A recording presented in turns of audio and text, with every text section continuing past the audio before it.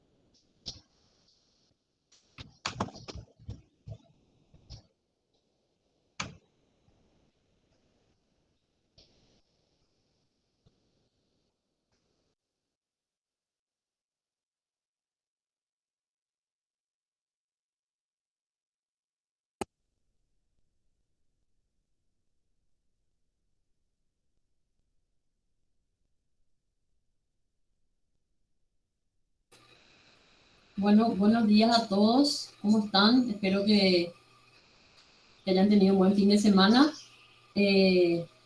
Comienzo pidiéndole disculpas por el retraso. Es que también tardamos en iniciar con el otro grupo porque no nos habilitaban la sala. Y realmente el contenido era muy importante, entonces no quisimos apurarlo, ¿verdad? Lo mismo, de la misma manera lo vamos a desarrollar con ustedes, así que desde ya me disculpo si es que pasamos un poquito la hora. Igual ustedes saben que cuando nos pasamos de la hora, los que tienen otra clase, lo que fuera, pueden salir sin problema. Total, la grabación queda, ¿verdad? Bueno, vamos a comenzar la clase. Les insto una vez más a que estén muy atentos y respondan, traten de responder a las preguntas activamente, sobre todo para un mejor aprovechamiento de la clase.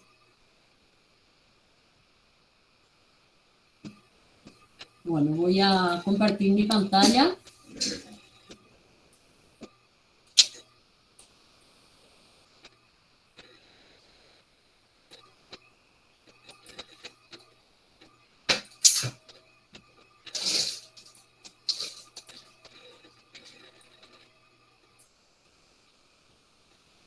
¿Se puede ver lo que estoy proyectando? Sí, profe, sí se puede ver. Sí, profe. Bueno, muy bien. Vamos a comenzar revisando un poquito lo que habíamos visto en la clase pasada para posteriormente entrar de lleno en el tema que hoy nos ocupa. La clase pasada comenzamos mostrando un diagrama bastante amplio y general de lo que es el metabolismo de los aminoácidos en general, ¿verdad? Hablábamos de un pool de aminoácidos que derivan de la dieta, de la degradación de proteínas o de la biosíntesis de aminoácidos no esenciales. Y explicábamos también que estos aminoácidos correspondientes al pool tienen varios destinos posibles. Entre esos destinos tenemos como prioridad la utilización de aminoácidos para la síntesis de nuevas proteínas, el recambio proteico, la síntesis de compuestos nitrogenados no proteicos o metabolitos nitrogenados y el catabolismo de aminoácidos. Entonces, en la clase de hoy vamos a concentrarnos en lo que es el catabolismo o la oxidación de aminoácidos. Este proceso, la degradación de aminoácidos, involucra dos grandes aspectos principales o dos conjuntos de procesos. En primer lugar, la remoción del nitrógeno de los grupos alfa-amino, lo que se conoce como movilización de grupos amino. Y en segundo lugar, la transformación de los esqueletos carbonados en intermediarios comunes del metabolismo. Es decir, el catabolismo de los aminoácidos implica necesariamente la pérdida de los grupos amino, de los grupos alfa-amino, que vamos a ver después que puede darse por varios mecanismos. Pero de alguna manera hay remoción del nitrógeno de los grupos alfa-amino, quedando entonces un esqueleto carbonado que se va a metabolizar de manera independiente. En la clase de hoy vamos a enfocarnos principalmente en el metabolismo del nitrógeno, es decir, de los grupos amino de los aminoácidos, que finalmente nosotros sabemos que se van a eliminar del organismo en forma de qué. A ver, ¿quién me cuenta en forma de qué van a eliminarse los grupos amino? En forma de urea. En forma de urea. Muy bien. Entonces, a lo largo de la clase de hoy, nosotros le vamos a seguir al nitrógeno de los grupos alfa-amino hasta su transformación en la molécula de urea y su eliminación. En la clase siguiente, el jueves, vamos a dedicarnos a tratar de comprender de qué manera se metabolizan los esqueletos carbonados, o sea, las cadenas carbonadas de los aminoácidos. En cuanto a los grupos amino de la cadena lateral de aminoácidos básicos como histidina, lisina y arginina, estos escapan un poco a estos mecanismos generales de remoción de los átomos de nitrógeno de alfa-amino y forman parte, o sea, se eliminan mediante mecanismos que están, digamos, incorporados a la degradación de las cadenas carbonadas, de los esqueletos carbonados. Entonces, hoy nos vamos a ocupar principalmente de la eliminación de los grupos alfa-amino, no de los grupos amino de las cadenas laterales. Bien, decíamos la clase pasada, todo esto ya vimos, que la movilización de los grupos alfa-amino se concentra principalmente en dos actividades enzimáticas. La transaminación, mediada por enzimas llamadas transaminasas o aminotransferasas, en la cual un alfa-aminoácido pierde su grupo amino transfiriéndole a otro. O sea, un aminoácido le transfiere su grupo amino a un alfa-cetoácido, quedando convertido este en un alfa-cetoácido. O sea, esta es la cadena carbonada. Una vez que el aminoácido pierde su grupo amino, queda la cadena carbonada en forma de cetoácido. A partir de ahí se van a metabolizar por caminos independientes. Por un lado, el grupo amino, el metabolismo del grupo amino, y por otro lado, el metabolismo de las cadenas carbonadas. Decíamos que hoy nos vamos a ocupar del metabolismo de los grupos amino. Entonces, en la transaminación, los aminoácidos transfieren sus grupos amino a un cetoácido aceptor, que en la mayoría de los casos es el alfa-cetoglutarato, que al recibir el grupo amino se convierte en glutamato. Entonces, al proceso de transaminación le sigue la desaminación oxidativa del glutamato, en la cual este aminoácido se deshace directamente del grupo amino por un mecanismo de desaminación oxidativa. En este proceso, el glutamato se convierte en alfa-cetoglutarato y libera amoníaco. ¿Sí? Entonces, cuando hablamos de movilización de los grupos amino, nos referimos a cómo los grupos alfa-amino de los aminoácidos se liberan de estos en forma de amoníaco o amonio, e implica, en la gran mayoría de los casos, estos dos procesos, transaminación y desaminación oxidativa del glutamato.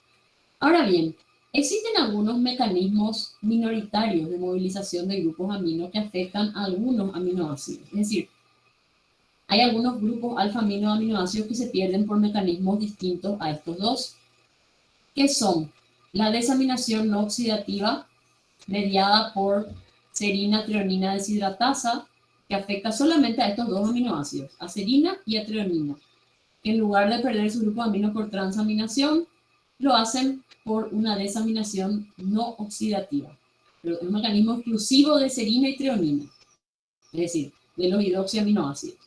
La desaminación oxidativa por unas enzimas especiales que están en los peroxisomas, que se llaman aminoácidos oxidasas, y el sistema de escisión de glicina. Entonces, por favor, no pierdan de vista estos mecanismos, los dos principales, transaminación y desaminación oxidativa, que ya los vimos en la clase pasada y vamos a revisarlos hoy rápidamente.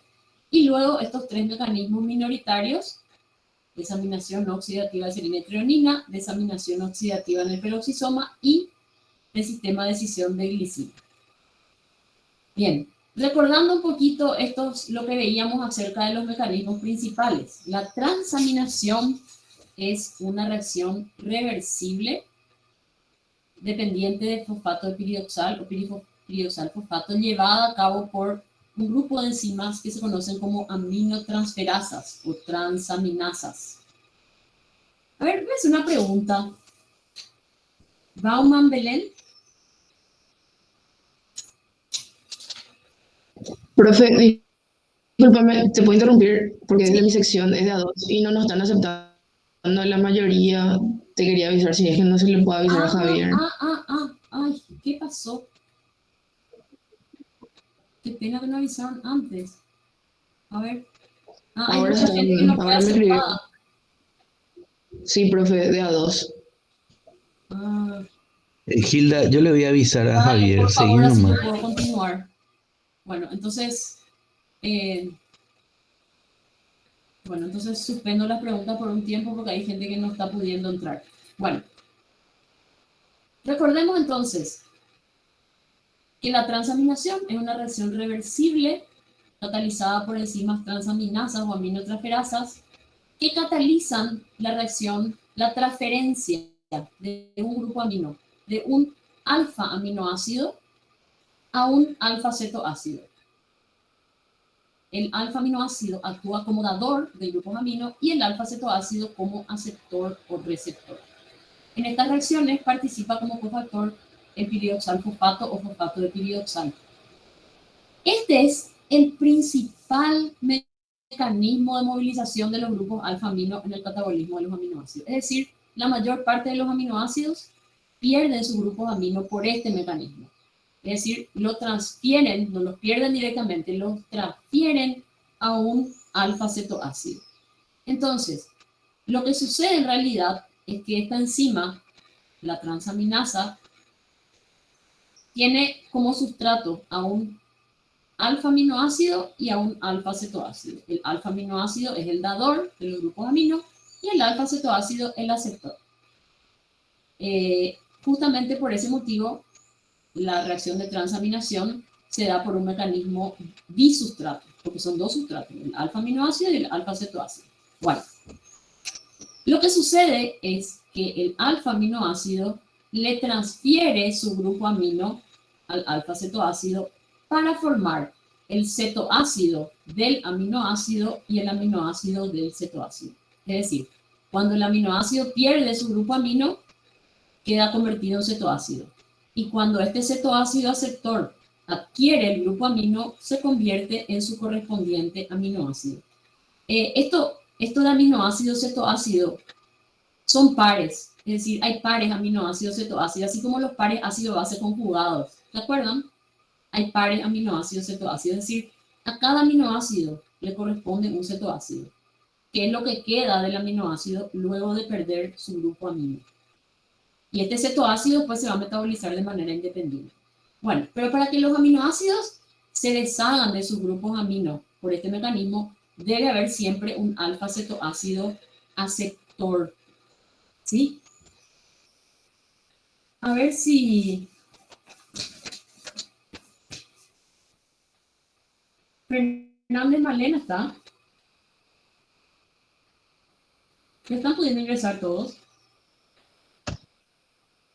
Gilda, ya fueron aceptados todos. Vale, muy bien. Fernández Malena, Teltes Ana. Hola, profe. ¿Vos sos Ana? Sí, yo soy Ana. Bueno, a ver, Ana. Dijimos que las transaminasas tienen dos sustratos, un aminoácido dador y un cetoácido aceptor. ¿Podrías recordarme cuáles son los cetoácidos que pueden funcionar como aceptores de grupos amino?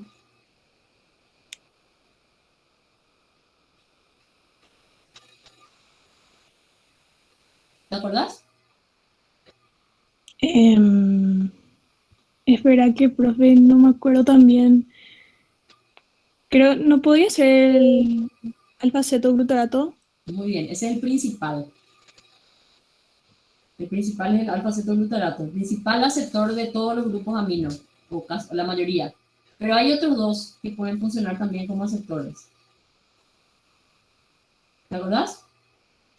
Y ahora mismo no me acuerdo bien, profe, pero solamente me acuerdo principalmente del Bueno, alfa-cetoglutarato. es el principal el alfa-cetoglutarato. A ver, Jiménez Silvana,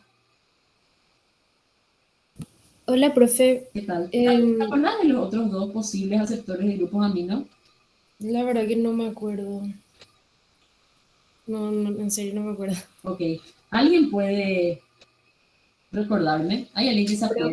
Piruvato y Oxalacetato y piruvato. Muy bien, el oxalacetato y el piruvato. Lo vimos en la clase pasada.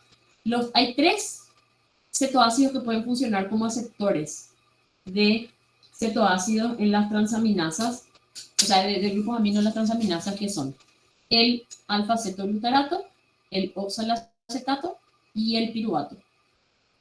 Cuando estos 3 cetoácidos o uno de ellos recibe un grupo amino, se convierte en el correspondiente alfa-aminoácido. Si es el alfa-cetoglutarato, se convierte en glutamato. Si es el piruvato, se convierte en alanina, y si es el oxalacetato, se convierte en aspartato. Ahora, de los 3, el más universal, digamos, el principal aceptor es el alfa-cetoglutarato. Bueno, el cofactor de las transaminasas o aminotransferasas es el piridoxal fosfato. Como recordarán ustedes, la transferencia de los grupos aminos no se da de manera directa entre el aminoácido y el cetoácido, sino que en una primera etapa el aminoácido 1 transfiere el grupo amino al piridoxal fosfato, al cofactor, convirtiéndolo en piridoxamina fosfato, y sale ya el cetoácido, el primer cetoácido. Posteriormente, en una segunda etapa, se une el cetoácido aceptor, que recibe de la piridoxamina fosfato el grupo amino, convirtiéndose en el correspondiente aminoácido. Por eso es un mecanismo disustrato, se dice mecanismo en ping-pong, porque en realidad los 2 sustratos no se encuentran. Primero entra el aminoácido, le transfiere el grupo amino al cofactor, convirtiéndolo en piridoxamina fosfato, y ya sale el primer producto. Solo después entra el segundo sustrato, que es el cetoácido, se transamina con el cofactor y sale el segundo producto. Los 2 sustratos nunca se encuentran. La clase pasada yo les mostré el mecanismo por el cual el primer aminoácido le transfiere el grupo amino al piridoxal fosfato para formar piridoxamina fosfato, que comprendía 3 etapas. Recordarán ustedes: transaminación, tautomerización e hidrólisis. Luego de esas 3 etapas que conforman la primera fase, queda formada la piridoxamina fosfato y se libera el primer producto. Y solo después se vuelven a repetir esas 3 etapas, pero en sentido contrario, es decir, lo opuesto a lo anterior, para que la piridoxamina fosfato le transfiera el grupo amino al cetoácido 2 y así formar el correspondiente aminoácido. Aquí tenemos en forma genérica la reacción de transaminación. Entonces, alfa-aminoácido más el principal aceptor, que es el alfa-cetoglutarato, para formar el correspondiente alfa-cetoácido y glutamato. Entonces, estamos hablando del catabolismo de los aminoácidos. Una vez que los aminoácidos transfieren su grupo amino al alfa-cetoglutarato para formar glutamato, lo que queda del aminoácido es su esqueleto carbonado, alfa-cetoácido. Y estos alfa-cetoácidos muchas veces son ya intermediarios metabólicos comunes, como por ejemplo oxalacetato, piruvato, y en otros casos pasan por varias etapas de degradación para formar algún intermediario metabólico que se integra al metabolismo general, pero de eso nos vamos a ocupar en la clase que viene. Hoy dijimos que le íbamos a seguir a los grupos amino. Entonces, hasta ahora los grupos amino se incorporaron al glutamato. ¿Qué va a ocurrir después? Este glutamato, dijimos que queremos seguir al grupo amino hasta su transformación en urea. Entonces, tiene que salir, o sea, también tenemos que movilizar el grupo amino del glutamato. ¿Cómo lo vamos a hacer? Pregunto, ¿el glutamato puede transferirle su grupo amino a otro cetoácido? ¿Sí o no? Sí puede. Sí puede, claro que puede. Claro que puede si la reacción catalizada por las transaminasas es totalmente reversible. Es decir, el glutamato también puede transferir grupo amino a un alfa-cetoácido para dar alfa-cetoglutarato y aminoácido. De hecho, la reacción, o sea, cuando hay degradación activa de aminoácidos, la reacción ocurre en sentido directo.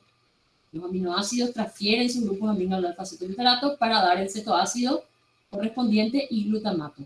Pero cuando lo que predomina es la biosíntesis de aminoácidos no esenciales, estamos hablando de aquellos que podemos sintetizar, la reacción transcurre en sentido opuesto. El glutamato le transfiere el grupo amino a un cetoácido para formar el aminoácido correspondiente. Solo que ahora estamos hablando del catabolismo. Entonces tenemos que ver cómo hace este glutamato para deshacerse del grupamino, de ese grupamino. Porque si le transfiere a un cetoácido de vuelta, estamos en lo mismo. Lo que queremos es convertir este grupamino en urea. Entonces, el glutamato tiene un mecanismo, pero ese mecanismo ocurre exclusivamente con el glutamato, que es la pérdida directa del grupo alfa-amino por desaminación oxidativa. Entonces, todos los otros aminoácidos se transaminan, pero el glutamato es el único que puede directamente perder su grupo amino por desaminación oxidativa. Bueno, salvo la desaminación oxidativa de los peroxisomas, que es un mecanismo minoritario, ¿verdad? Pero el glutamato, en gran medida, puede perder este grupo amino por desaminación oxidativa, convirtiéndose en alfa-cetoglutarato. Esta reacción está catalizada por la enzima glutamato deshidrogenasa y utiliza como cofactor al NAT o al NAT-fosfato, según el caso. Es una desaminación, es decir, hay pérdida del grupo amino que se pierde como amoníaco, pero aparte hay oxidación, por eso se llama desaminación oxidativa. ¿Qué se oxida? Se oxida el carbono alfa. Fíjense que al perder el grupo amino, este carbono queda oxidado a nivel de cetona. Cuando está en forma de aminoácido, este carbono tiene un nivel de oxidación similar al de un carbono, unido a un hidroxilo. Tiene estado de oxidación de alcohol, ¿sí? Los alcoholes se oxidan a acetona. Entonces, el aceptor NAT o NAT-fosfato retira dos átomos de hidrógeno, uno del grupo amino y otro que está unido directamente al carbono, dejando a este átomo de carbono alfa oxidado en forma de carbonilo, a un nivel de oxidación de cetona. Bien, esta reacción de desaminación oxidativa, que también es reversible, transcurre en realidad en dos etapas. En una primera etapa, el glutamato se oxida, o sea, se deshidrogena por acción del cofactor NAT o NAT-fosfato para formar NADH o NADPH y un intermediario alfa-aminoglutarato. Posteriormente, este intermediario alfa-aminoglutarato sufre el ataque de una molécula de agua y ahora el oxígeno del agua reemplaza al imino, o sea, se intercambia imino por carbonilo, generando el alfa-cetoglutarato, que es el producto de la reacción. Analizando un poquito estas dos etapas, en la primera, fíjense que lo que sucede es que, como dijimos, se retiran dos hidrógenos, ¿verdad? Un hidruro del carbono y un protón del grupo amino. Y ahí se forma un doble enlace carbono-nitrógeno que es el imino. ¿Sí? Este imino es el intermediario, ¿verdad? El iminoglutarato. Este imino sufre el ataque de una molécula de agua. Quiero interrumpir un ratito para decirles algo que es importante. Ustedes saben que hay muchas reacciones, a pesar de que nosotros vemos miles de vías metabólicas, o sea, muchas vías metabólicas, muchísimas reacciones diferentes. Hay reacciones que se repiten mucho en el metabolismo. Es decir, los intermediarios metabólicos a veces son como predecibles. Entonces es muy importante que ustedes comprendan lo que ocurre en esas reacciones, porque eso les va a ayudar a encontrarle un sentido a las vías metabólicas y a no tener que confiar solamente en la memoria. Por ejemplo, los grupos imino son muy fácilmente atacables por el agua, porque el carbono de un imino es muy electrófilo. ¿Sí? El carbono del imino es muy electrófilo y el agua es nucleófila. Entonces, fácilmente el carbono de un imino es atacable por una molécula de agua. Entonces, el imino es reemplazado por un carbonilo. Van a ver que esta reacción se repite después en otros procesos. Muy bien.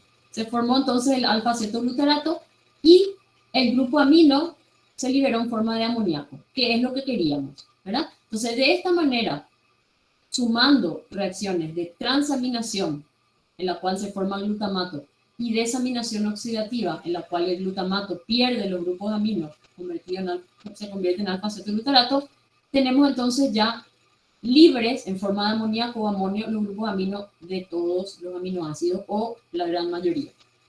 Ahora, ¿qué sucede con este amoníaco o amonio? Ya saben que podemos hablar indistintamente de amonio o amoníaco porque el amonio es la forma protonada del amoníaco, es su ácido conjugado.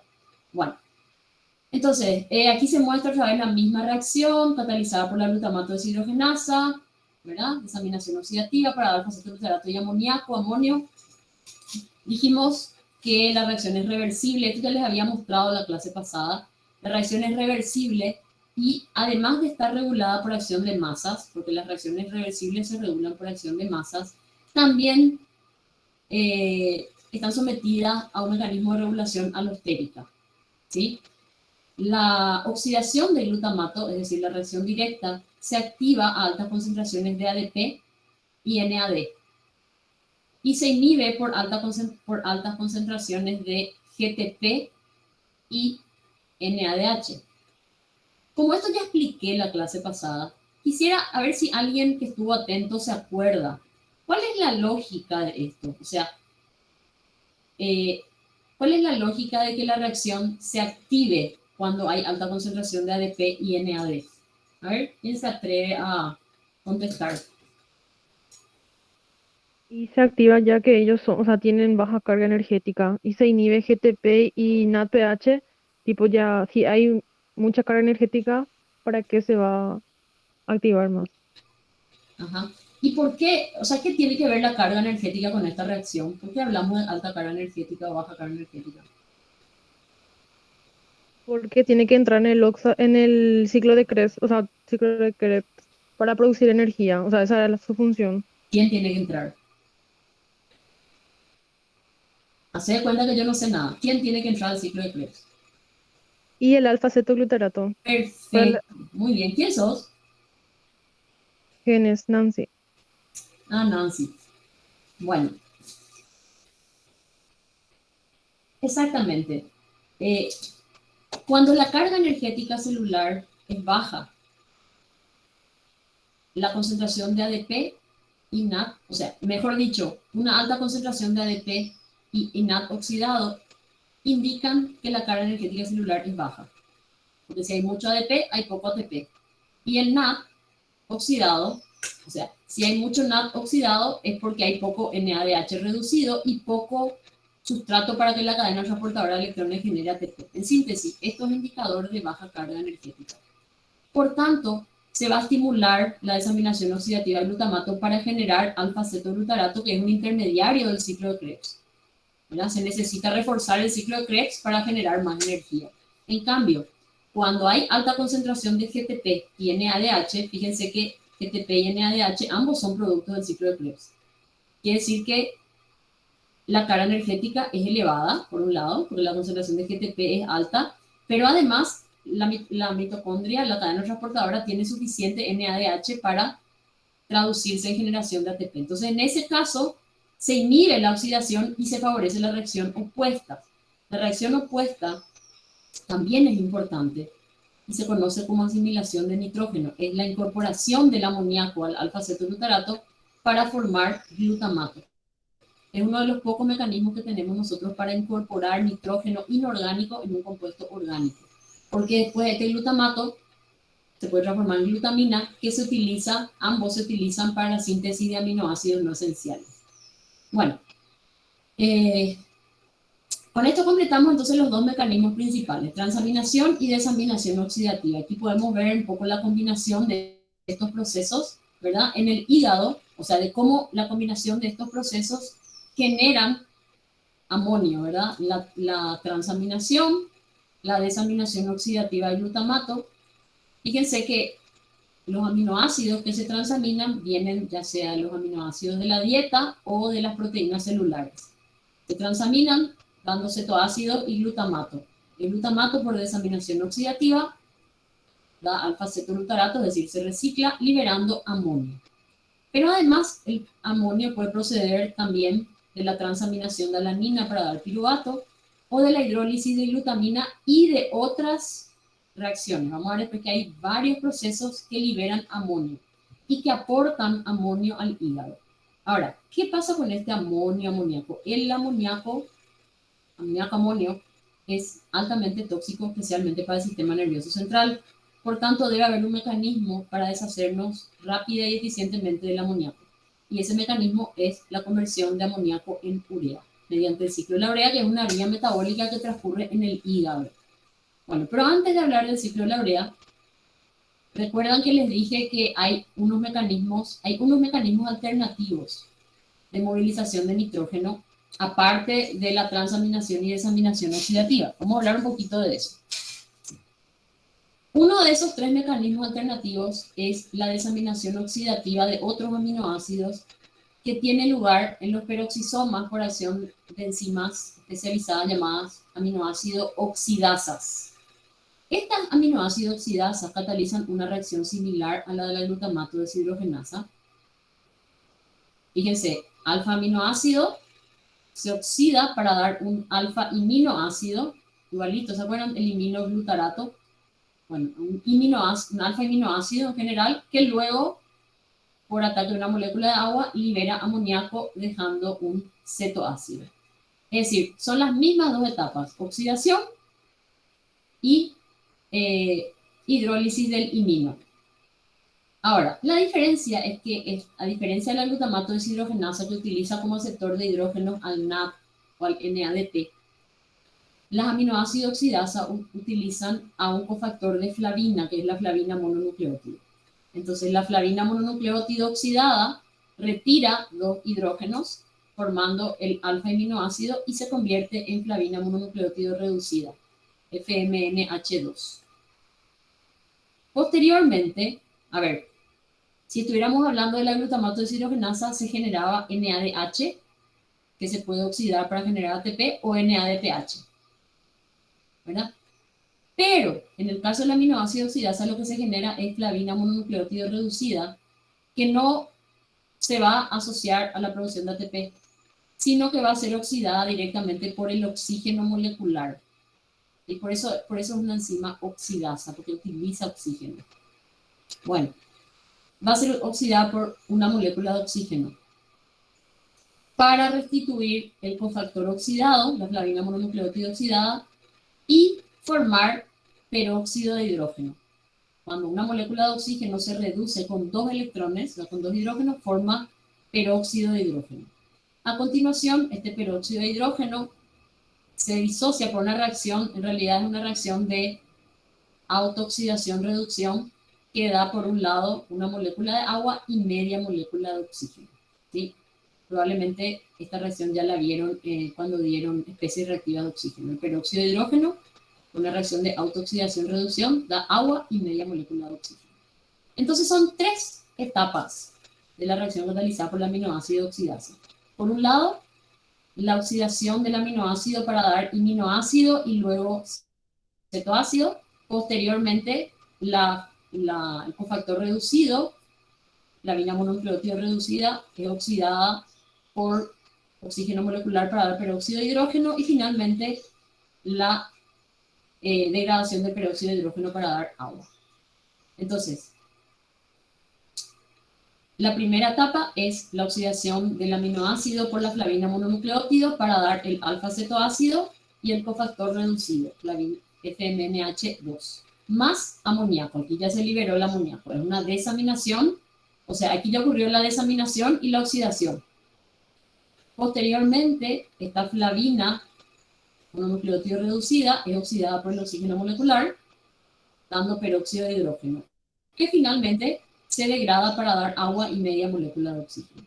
Si sumamos todos estos procesos y vamos eliminando las sustancias que se repiten de un lado y otro, fíjense que la flavina mononucleótido reducida que se produce en la primera reacción se consume o se reoxida en la segunda. Es oxidada por el oxígeno molecular para regenerar la flavina mononucleótido oxidada. Entonces, asimismo podemos eliminar la flavina mononucleótido también, ¿verdad? La flavina mononucleótido que se usa aquí se regenera aquí, en esta segunda reacción. Por tanto, desaparecen de la estequiometría, porque se reciclan, ¿verdad? Asimismo, el peróxido de hidrógeno que se formó aquí, al oxidar el cofactor, se elimina o se consume luego en la reacción de la catalasa. Por tanto, también se elimina la estequiometría de la reacción.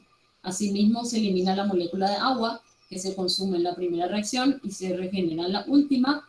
Y fíjense que en esta reacción se utiliza una molécula de oxígeno, pero por acción de la catalasa se regenera media molécula de oxígeno. O sea que finalmente, haciendo el balance, nos queda como estequiometría de la reacción catalizada por el aminoácido oxidasa, alfa aminoácido más media molécula de oxígeno para dar alfa cetoácido y amonio o amoníaco.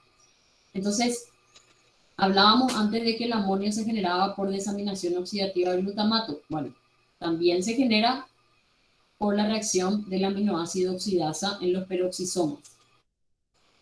Otro mecanismo alternativo de movilización de grupos amino es el llevado a cabo por la enzima serina treonina deshidratasa. Es un mecanismo que afecta solamente a estos dos aminoácidos, a los hidroxiaminoácidos, a la L-serina y a la L-treonina. Bueno, ¿qué es lo que hace esta enzima? Esta enzima elimina el grupo amino sin oxidar carbono. Por eso hablamos de desaminación no oxidativa. Bueno. Entonces, ¿qué es lo que sucede? En primer lugar, la enzima, en realidad, sin oxidación neta, porque vamos a ver acá que este carbono sí se oxida, pero el otro se reduce, entonces, finalmente no hay oxidación neta del compuesto. Bueno, ¿qué es lo que hace la enzima? Deshidrata. Donde hay un OH, pues puede haber una deshidratación, ¿verdad? Entonces, deshidrata, elimina el OH del carbono 3 de la serina y un hidrógeno, en realidad un protón, ¿verdad? Del carbono vecino. Entonces elimina un OH y un hidrógeno que salen en forma de una molécula de agua y se forma un doble enlace. Recuerden que deshidratación de alcoholes produce alquenos. Bueno, deshidratación de un alcohol genera un doble enlace. Se forma este intermediario conocido como aminoacrilato.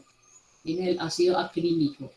Bueno, este aminoacrilato posteriormente sufre el ataque de una molécula de agua que elimina el grupo amino, dejando este carbono convertido en carbonilo y se forma piruvato. Entonces podemos decir que el piruvato es el producto de la desaminación no oxidativa del aminoácido serina. Se liberó amoníaco. Recuerden que en esta reacción también se tiene como cofactor al piridoxalfosfato. Ya en clases anteriores hablábamos de la gran versatilidad que tiene este cofactor, que tiene como rol principal la transaminación, pero también puede participar en descarboxilaciones. Aquí vemos la desaminación no oxidativa. Bueno, la misma reacción le ocurre a la L-treonina. También hay una deshidratación, ¿verdad? Se pierde el OH de un carbono con el hidrógeno de un carbono vecino, se forma el doble enlace, luego ataque de una molécula de agua y da el cetoácido correspondiente, que es el 2-cetobutirato o alfa-cetobutirato. O sea, lo que el piruvato es a la serina, el 2-cetobutirato es a la treonina. Solamente que aquí no se muestra nomás el intermediario, pero la reacción tiene un mecanismo similar.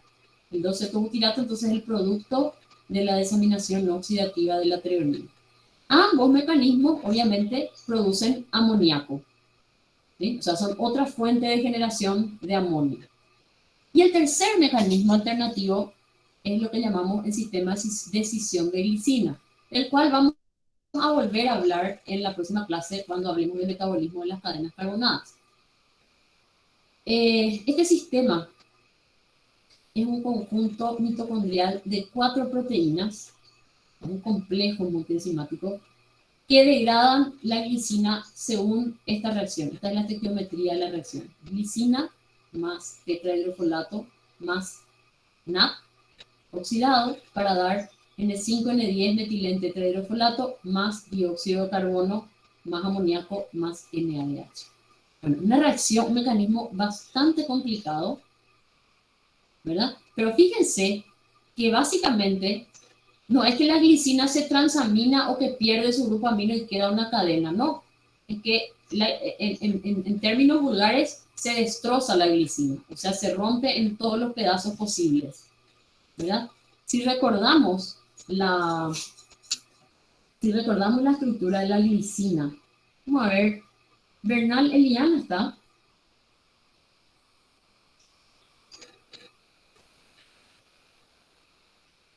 Blasco Andrea. ¿Está? Sí, profe. Andrea, ¿vos te acordás cómo es la estructura de la glicina? ¿Cuántos átomos de carbono tiene?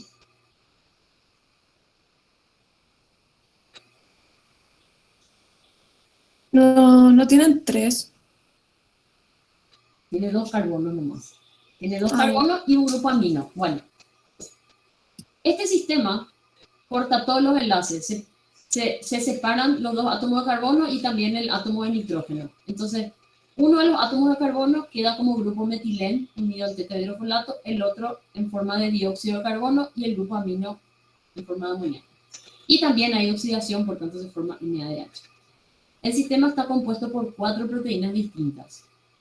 La proteína P, que está ligada al cofactor piridoxal fosfato y es la que fija el sustrato. El sustrato obviamente es la glicina.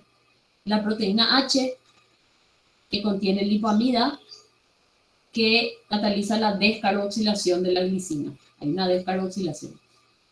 Es una descarboxilación oxidativa, es decir, se produce NADH. Y esta proteína H genera el intermediario aminotil. La proteína T, que traslada el metileno al tetrahidrofolato y libera amoníaco. Y la proteína L, que ya sirve solamente para reoxidar nuevamente a la lipoamida. Es la lipoamida deshidrogenasa. Esta enzima tiene como cofactor alfa, que es el que reoxida la dihidrolipoamida y finalmente transfiere los electrones del FADH2 al NAD. Entonces, aquí tenemos un esquema bastante simplificado de las proteínas. ¿Se acuerdan que dijimos la proteína P, la proteína H, L y T? Bueno, dijimos que la proteína H es la que contiene lipoamida, que es la que va a catalizar la descarboxilación. Bueno, entonces, la proteína P es la que fija el sustrato. Aquí tenemos la estructura de la glicina. 2 carbonos, un CH2 unido, el carbono alfa unido a un grupo amino y carboxilo. Bueno, entonces, la proteína P fija el sustrato. La proteína H, que tiene como cofactor a la lipoamida, provoca la descarboxilación. Entonces, el grupo carboxilo se pierde ya aquí en forma de CO2. Y lo que queda es un grupo aminometil. ¿Sí? Un grupo aminometil que queda unido, o sea, metilenamino en realidad, ¿verdad? Metilenamino sería.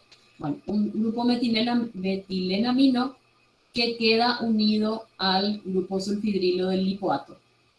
Posteriormente, este grupo metilenamino es, o sea, el metilén, se rompe este enlace y el metilén es transferido al tetrahidrofolato para formar metilén tetrahidrofolato y liberar amoníaco. O sea, aquí se terminó de romper la glicina. Primero perdió un carbono en forma de dióxido de carbono y luego perdió el otro carbono que fue transferido al tetrahidrofolato en forma de metilén tetrahidrofolato y el grupo amino en forma de amoníaco.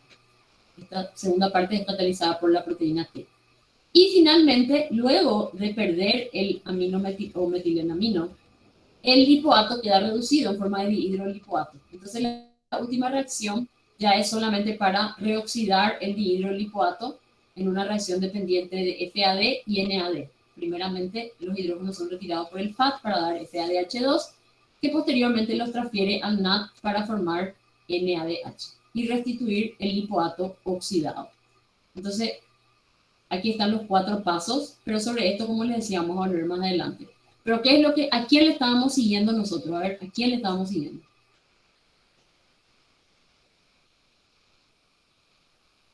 Porque a veces nos metemos mucho en el mecanismo y nos olvidamos de lo principal. ¿Cuál era el objetivo que estábamos persiguiendo? A ver. ¿Seguir al amoníaco no era, profe? Claro, lo que le estábamos persiguiendo a los grupos amino, de los aminoácidos. Estábamos tratando de entender cómo los aminoácidos se deshacen de sus grupos amino. Y vemos que sea por transaminación y posterior desaminación oxidativa, sea por la para revisarnos un poquito, sea por la desaminación oxidativa en los peroxisomas, sea por la desaminación no oxidativa que afecta a serina y treonina, o por el sistema de escisión de glicina, finalmente todos los mecanismos tienen en común que liberan amoníaco o amonio. Entonces, hay muchos mecanismos que generan amoníaco o amonio, o sea, que retiran amoníaco, los grupos aminos, los aminoácidos, y liberan amonio. Entonces, ¿cuál es el origen del amonio, del pool de amonio que circula en la sangre? El amonio viene de la desaminación oxidativa del glutamato, que a su vez, recuerden que la desaminación oxidativa ya es la segunda parte de la movilización. Primero los aminoácidos transfirieron sus grupos aminos al alfa-cetoglutarato para dar glutamato, y luego el glutamato por desaminación oxidativa libera amoníaco. Entonces esa es digamos que es la principal fuente de generación de amoníaco. Pero, ¿de dónde más puede venir el amonio? El amonio también se forma por hidrólisis de asparagina y glutamina. Acuérdense que asparagina y glutamina tienen el grupo R-amida. Entonces la hidrólisis del grupo R-amida genera amoníaco. La oxidación de aminoácidos por aminoácido oxidasas, dependientes de flavina mononucleótido, que ocurre en hígado y riñón, los peroxisomas dijimos, ¿verdad? Aquí entran estos mecanismos minoritarios. Entonces la acción de aminoácido oxidasa, la desaminación no oxidativa por la enzima serina treonina deshidratasa, dependiente de piridosal fosfato, que ocurre en el hígado, el sistema de escisión de glicina o glicina descarboxilasa. También, bueno, esto es todo lo que vimos, ¿verdad? Pero también también se genera amonio en el metabolismo de los nucleótidos de purina, ¿sí? Hay un ciclo que se llama ciclo del ciclo del adenilato o ciclo de los nucleótidos de purina, que también genera amoníaco, también en la degradación de las pirimidinas. Entonces también podemos obtener, también se genera amoníaco a partir del metabolismo de los nucleótidos. Una fuente adicional y muy importante de amonio es la acción de las bacterias intestinales. La ureasa bacteriana genera entre el 25 al 30% de todo el amonio que llega al hígado, la descomposición de la urea en el intestino grueso. Y también una aspartato amonio liasa bacteriana, que también es una enzima propia de E. coli, es también una fuente de generación de amoníaco. Entonces, fíjense todos los mecanismos que están ocurriendo normalmente y son capaces de generar amonio. Y fíjense que está generando un compuesto altamente tóxico y peligroso para nosotros. Entonces, evidentemente, tenemos que tener un sistema muy rápido y eficiente de eliminar el amonio de la sangre, convirtiéndolo en una sustancia poco tóxica y fácilmente eliminable. Pero antes de hablar de lo que sucede con el amonio, vamos a ilustrar un poquito esto. O sea, estábamos viendo todas las fuentes posibles de amonio amoníaco, y eso se ilustra en este esquema. Entonces, ¿qué es lo que veíamos? Tratando de seguir el mismo orden.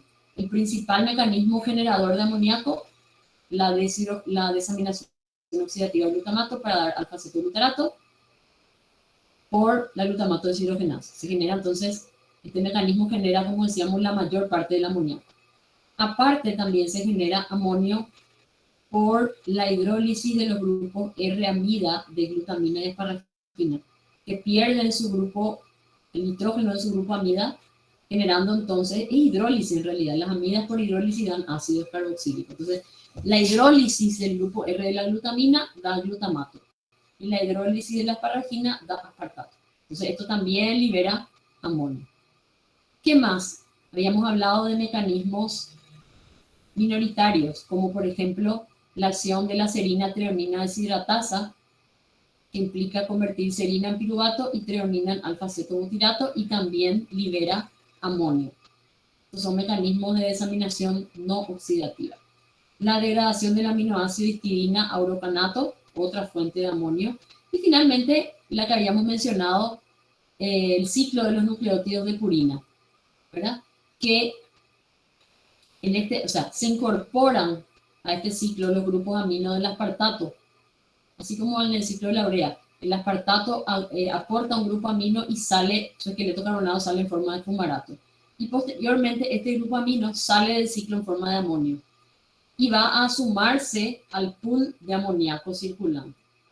Este ciclo de nucleótido de purina se da principalmente en el cerebro y el músculo. A todas estas fuentes naturales de amonio en el ser humano debe sumarse el amonio generado por las bacterias intestinales, que por un lado, por acción de la ureasa, descompone la urea produciendo amonio y también por degradación de aminoácidos. ¿Sí? Dijimos que cerca del 30% de todo el amonio de este pool deriva de la acción bacteriana en el intestino. La concentración normal de amonio en el plasma debe ser muy baja, entre 5 a 35 micromoles por litro, con un promedio de 20. En la vena porta normalmente puede encontrarse una concentración mucho más elevada, de hasta cerca de 0,26 milimoles por litro. Fíjense que estamos hablando de una concentración casi 1000 veces mayor. Esto es micromol, esto es milimol, ¿verdad? Sin embargo, como la sangre portal va directamente al hígado, entonces ahí ya es depurada el amoníaco y cuando sale la circulación general la concentración ya es mucho más baja. Bueno, decíamos que cerca del 30% de todo el amonio, de este pool de amonio que se forma, deriva de la acción bacteriana en el intestino. Diariamente, decíamos que debe haber un mecanismo muy eficiente de eliminación, de convertir este amoníaco amonio en una forma poco tóxica y fácilmente eliminable, y eso es la urea. Diariamente el ser humano excreta alrededor de 30 gramos por día de urea. Esto es para una dieta normal, ¿verdad? Una dieta típica, occidental. Ahora, la eliminación de amonio en la orina es muy dependiente de la ingesta proteica. Por tanto, en una dieta hiperproteica, por ejemplo, la eliminación de amonio puede aumentar mucho. De hecho, se ha visto que en dietas hiperproteicas la eliminación diaria de urea puede alcanzar hasta 100 gramos por día. Bueno, aquí se muestra un poquito otra vez ese mecanismo, ¿verdad? Los mecanismos de transaminación que convierten los aminoácidos en cetoácidos y el grupo amino queda en forma de glutamato. Luego, por desaminación oxidativa, se genera amonio. Entonces, veíamos que el amonio puede venir de la desaminación oxidativa del glutamato y de muchos otros mecanismos. Aquí se encierran todos los otros mecanismos. Bueno, sea cual fuere el origen del amonio, este va a incorporarse a una vía metabólica cíclica que transcurre en el hígado, que es el ciclo de la urea. El ciclo de la urea tiene como alimentadores, como aportante de grupos amino al amoníaco o amonio y también al aspartato, ¿sí? Entonces los grupos amino se incorporan al ciclo de la urea en forma de amonio y en forma de aspartato y salen del ciclo en forma de urea, ¿sí? Es como el ciclo de la urea es como una fábrica de urea. La materia prima es amoníaco y aspartato. El producto es urea y vamos a ver después también fumarato. Bueno, esto que se muestra aquí es el ciclo de adenilato. Esto nada más para ilustrar, porque mencionamos que una de las fuentes de amonio es el metabolismo de los nucleótidos purínicos. También de los pirimidínicos, pero principalmente de los purínicos. Y mencionamos el ciclo de los nucleótidos de purina. Para ilustrar nomás un poquito esto que vimos, ¿verdad? Dijimos que ocurre el ciclo de los nucleótidos de purina principalmente en cerebro y músculo, donde los grupos amino que entran en forma de aspartato salen en forma de amoníaco. Bueno, ¿en qué consiste este ciclo? Bueno, si nosotros estudiamos la síntesis de nucleótidos, que vamos a ver más adelante, el primer nucleótido pirimidínico que se sintetiza es la inosina monofosfato, que tiene en el anillo, en lugar de tener un grupo amino de la adenina, tiene un grupo carbonilo. Entonces, para convertir la inosina, el nucleótido de inosina monofosfato en adenosina monofosfato, el carbonilo tiene que cambiarse por amino. Y eso ocurre mediante dos etapas, dos reacciones. Primero, la inosina monofosfato se condensa con aspartato, con gasto de GTP, para dar adenilosuccinato, que es una molécula grande. Y posteriormente se rompe el adenilosuccinato liberando fumarato y adenosina monofosfato. Fíjense que es algo similar a lo que vimos para el ciclo de la urea. El aspartato en realidad se reacciona solamente como un aportante del grupo amino, ¿sí? Se une para formar el intermediario, pero después toda la cadena carbonada sale otra vez, solo que sale en forma de fumarato. Y lo único que deja es el grupo amino. Bueno, entonces el grupo amino entra al ciclo de los nucleótidos de purina y se incorpora al AMP. Pero posteriormente, cuando este AMP se degrada, sufre una reacción de desaminación. Pierde el grupo amino en forma de amoníaco y se convierte otra vez en IMP. Y esto es lo que se llama ciclo de anilato, ciclo de los nucleótidos de purina. Que igual, como les decía, vamos a hablar de esto más adelante cuando estemos desarrollando metabolismo de nucleótidos. Y ahora pasemos ya directamente a la síntesis de urea, el ciclo de la urea, que es la vía metabólica que ocurre en el hígado y permite transformar los grupos amino, que están ya en forma de amoníaco o de aspartato, en una molécula de urea. La gran importancia de este ciclo en la síntesis de urea es que es una forma segura de circular el nitrógeno, porque el nitrógeno no puede circular mucho en forma de amoníaco o de amonio, porque como les decía, es tóxico. Si llega al sistema nervioso central puede generar efectos muchos efectos negativos. Entonces, sin embargo, la urea es un producto atóxico y es muy hidrosoluble y por tanto puede eliminarse en la orina. Bueno, si recordamos la estructura de una molécula de urea, creo que no tengo aquí, bueno, pero la molécula de urea tiene un grupo carbonilo al cual van unidos dos grupos amino. Entonces tiene dos nitrógenos y un carbono. La fuente de carbono para la molécula de urea es el dióxido de carbono o bicarbonato. Indistintamente podemos hablar de CO2 o bicarbonato. Y las fuentes de nitrógeno, o sea, de dónde sale el nitrógeno para la urea, son el aspartato, que se forma por transaminación con oxalacetato, y el amonio, que se forma por desaminación de glutamato. Entonces las dos fuentes de nitrógeno son aspartato y amonio, y la fuente de carbono es dióxido de carbono. ¿Dónde ocurre? ¿En qué órgano? En el hígado. ¿En qué compartimiento celular? Es una vía metabólica bicompartimental. Una parte, en realidad las dos primeras reacciones ocurren en la mitocondria y las demás reacciones en el citosol. Por eso decíamos que es una vía metabólica bicompartimental. Decíamos que la síntesis de urea ocurre solamente en el hígado. ¿Por qué? Bueno, eso se debe a que hay una de las enzimas, la que cataliza la última reacción, que es la arginasa, que se expresa exclusivamente en el hígado. Bueno, aquí podemos ver cómo fluye el nitrógeno de los aminoácidos hasta convertirse en urea. Fíjense, primero la reacción de transaminación, que aquí está representada por la transaminación de alanina, pero puede ser, la mayoría de los aminoácidos pueden pasar por esto, ¿verdad? Transaminación de alanina o cualquier otro aminoácido con alfa-cetoglutarato para dar glutamato más el cetoácido correspondiente.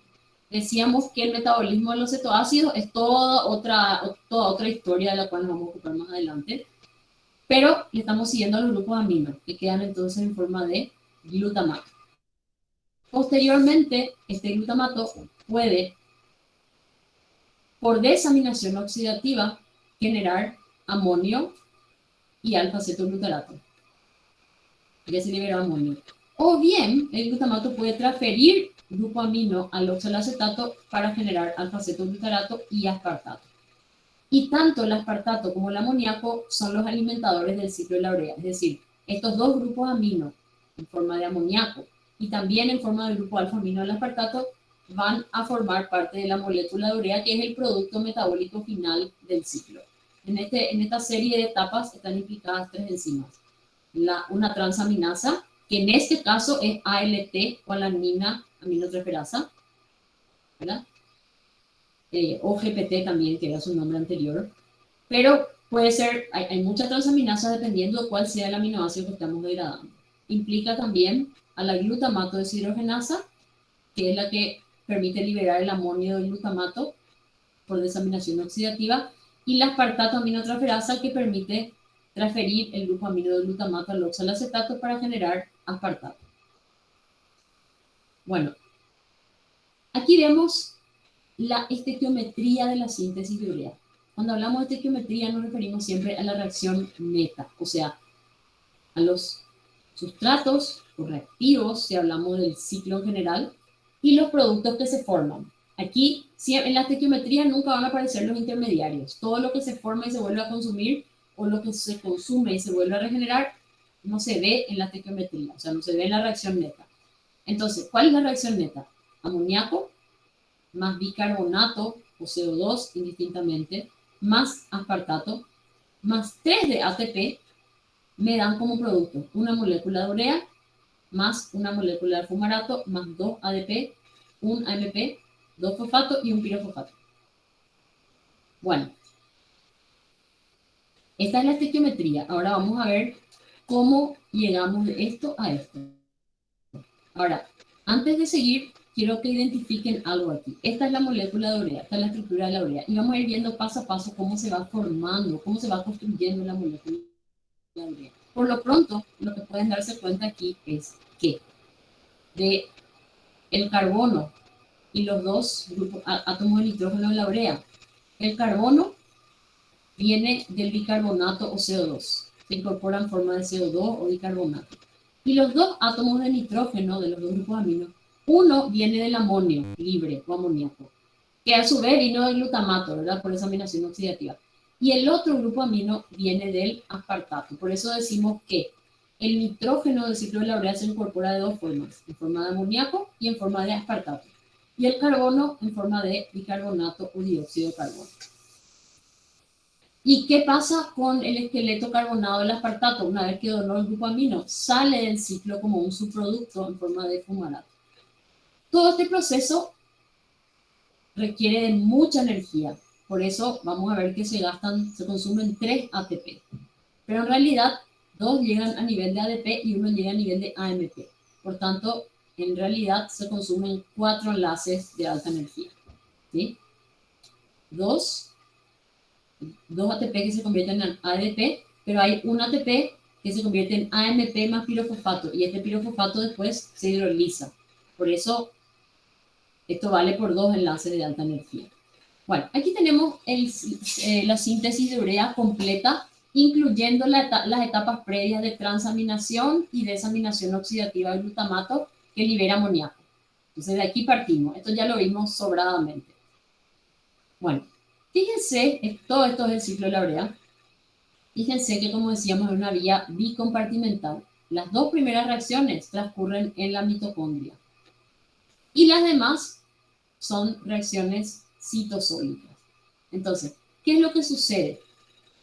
Vamos a ver primero aquí a grandes rasgos y después vamos a ver una figura agrandada. En la primera reacción, el amoníaco, que vino de la desaminación oxidativa del glutamato principalmente, se condensa con bicarbonato o dióxido de carbono y 2 moléculas de ATP, o sea, reacciona con 2 moléculas de ATP para dar un intermediario rico en energía, que es el carbamoil fosfato. El carbamoil fosfato es para el ciclo de la urea lo que el acetil-CoA es para el ciclo de Krebs, ¿sí? Es el alimentador del ciclo, pero en forma activada, ¿sí? Por eso, fíjense que para la síntesis de carbamoil fosfato se gastaron 2 ATP. Bueno, muy bien. Entonces, y quiero que miren, si nos fijamos en la molécula de urea, fíjense que aquí, en esta primera reacción, ya se incorporaron 2 átomos que van a estar en la molécula de urea. El carbono, que vino del bicarbonato, por eso está en celeste, fíjense que acá se ve celeste, y el nitrógeno de uno de los grupos amino, que vino de la desaminación oxidativa del glutamato. Bueno, y este carbamoil fosfato tiene un enlace de alta energía, compuesto rico en energía. En la siguiente reacción, el carbamoil fosfato se condensa con ornitina para dar citrulina. Esta citrulina ahora sale de la matriz mitocondrial del citosol y reacciona con el aspartato, citrulina más aspartato, para dar un intermediario de gran tamaño que es el arginino succinato. En esta reacción una molécula de ATP se convierte en una de ANP y un pirofosfato. A continuación, este intermediario grande, arginino succinato, se rompe, dejando aquí un grupo amino y liberando la cadena carbonada del aspartato en forma de fumarato. Al romperse este enlace, lo que nos queda es arginina. Y en la última reacción, esta arginina sufre la hidrólisis por una molécula de agua catalizada por la enzima arginasa para dar la molécula de urea y regenerar la ornitina. Y a partir de aquí, todo comienza de vuelta. Esta ornitina generada en el citosol entra a la matriz mitocondrial mediante un transportador especial para empezar un nuevo ciclo. O sea, la ornitina vuelve a condensarse con carbono y fosfato, para dar citrulina y así sucesivamente. Si se fijan, van a ver que esta primera parte presenta mucha analogía. Y fíjense que digo analogía, no son iguales ni parecidas, pero hay una lógica similar. ¿Se acuerdan que en el ciclo de Krebs comienza con la condensación entre acetil-CoA y oxalacetato para dar citrato, ¿verdad? Bueno, aquí el ciclo de la urea comienza con la condensación entre carbamoil fosfato y ornitina para dar citrulina. O sea, el carbamoil fosfato sería el análogo al acetil-CoA, la ornitina al oxalacetato y la citrulina al citrato, ¿verdad? Pues nada más que para hacer una comparación, tiene la misma lógica. Bueno, vamos a ver ahora por separado esta primera parte hasta la formación del carbamoil fosfato y luego las demás reacciones del ciclo con figuras más agrandadas. Entonces, si miramos la primera parte, las reacciones previas, transaminación de los aminoácidos para dar cetoácidos, conformación del glutamato, luego desaminación oxidativa del glutamato por la del glutamato deshidrogenasa para regenerar alfa-cetoglutarato y liberar amoníaco. Aquí está lo importante, porque al amoníaco es que le íbamos a seguir, ¿verdad? Al nitrógeno. Bueno, muy bien. Este amoníaco que entró a la mitocondria ahora se va a condensar con bicarbonato o CO2 y ATP para dar el compuesto rico en energía carbamoil fosfato o fosfato de carbamoil. ¿Sí? Este es un precursor activado del ciclo de la urea, ¿sí? Un compuesto rico en energía. En esta reacción se gastaron dos enlaces de alta energía. Se formaron dos ATP y fosfato.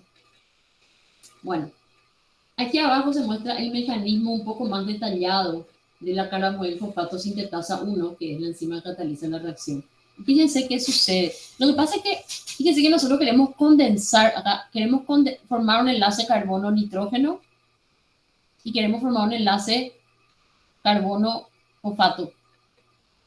Formar nuevos enlaces siempre implica gasto de energía. Acuérdense que las enzimas que forman enlaces covalentes son las ligasas. Y siempre gastan ATP o tienen que venir de un precursor activado, ¿verdad? Bueno, pero principalmente con gasto de ATP. Fíjense entonces que primero se condensa el bicarbonato, primero reacciona el bicarbonato con ATP para formar un intermediario activo o activado carboxifosfato.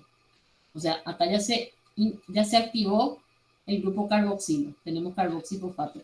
A continuación, este grupo carboxifosfato es atacado por el nitrógeno del grupo amino, o sea, por el nitrógeno del amoníaco en realidad. Fíjense, un ataque nucleófilo. Esta reacción también se va a repetir en muchísimas reacciones, o sea, este mecanismo. El ataque nucleófilo de un grupo amino, en este caso amoníaco, al carbonilo, para dar carbamato. Entonces aquí ya se condensó el carbono con el nitrógeno para dar carbamato. Ahora, este carbamato por sí solo no puede entrar al ciclo de la urea, no se va a condensar con ornitina, debe activarse, para lo cual se usa una segunda molécula de ATP, ¿sí?